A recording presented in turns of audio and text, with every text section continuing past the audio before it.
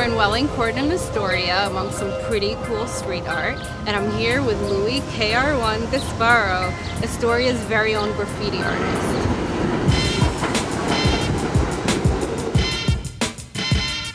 So really your influences came from the neighborhood. Yes. Can you talk a little bit more about that, how Astoria played a role in actually shaping your work? Astoria influenced me and taught me everything that I know in terms of sports, music, graffiti art, because it was all right there.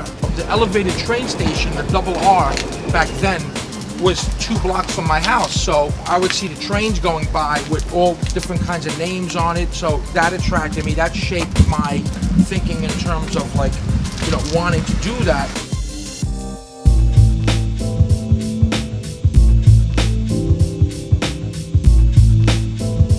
How do you see the differences in the street art that you see now versus when you got started? When you say street art, I gotta mention that, well, street art now totally does look different than graffiti. Like, you know, we'll take graffiti with the letter-based art form, and then you have street art where it's like you got a guy in his studio cutting out a stencil, then he goes and does the piece. It's a little bit different than what graffiti was like. You really had to watch out, you had to do your thing and then get out. There was this kind of whole underground secret society aspect to it, because it literally was underground where we went to do it, like in the train tunnel or something like that, and it was a secret. We used to come back from wherever we were and we would say something like, hey, you know, we just went to the layups, it was a get over, nobody scoped us out and we did floaters. Now if you're standing next to us, you wouldn't know what the hell we were talking about. I don't know what you still don't, because that's really deep graffiti. What I just basically said is, we went and wrote graffiti, it was easy, nobody saw us, and we did a lot of pieces.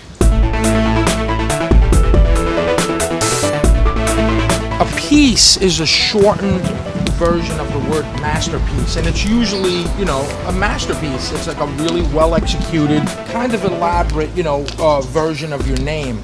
A tag is your print version of your name. So a tag is when you write, like, say, KR.ONE or Judy, that would be your tag. When you do a piece, it's the same thing, except the letters are fatter, and maybe there's a, you know, a cartoon next to it or a cloud behind it. Floater was when you did a piece, usually a 2-letter bubble letter, from the window up to the top of the train. So it looked like, when I went by, it looked like the piece was floating. We're actually standing right here by one of Louie's recent pieces. So Louie, tell us a little bit more about it. What is it called? What were some of the influences that actually shaped it? It's actually the biggest letter I ever did. It's a 1-letter piece, which is a K, because my tag is KR. It's influenced by my love of hard rock and heavy metal music. A lot of people have kind of a stereotypical viewpoint of what they think, you know, graffiti or a graffiti artist is or looks like, or, you know, whatever.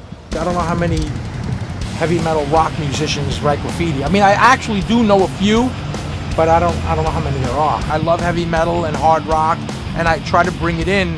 I wanted it to really be like, you know, kind of like a tank or like some heavy metal, so I painted it silver and I drew rivets on it. And, you know, my character of me is kind of like holding it. It says "Time Again to Save Us" from the Jackals of the Street, which is a Black Sabbath lyric by Ronnie James Dio. I got my marker, look, it's trippy. Wait, the thing about a marker, you know, you open up the marker and you gotta do, and then you know it's legitimate. You know. Nice.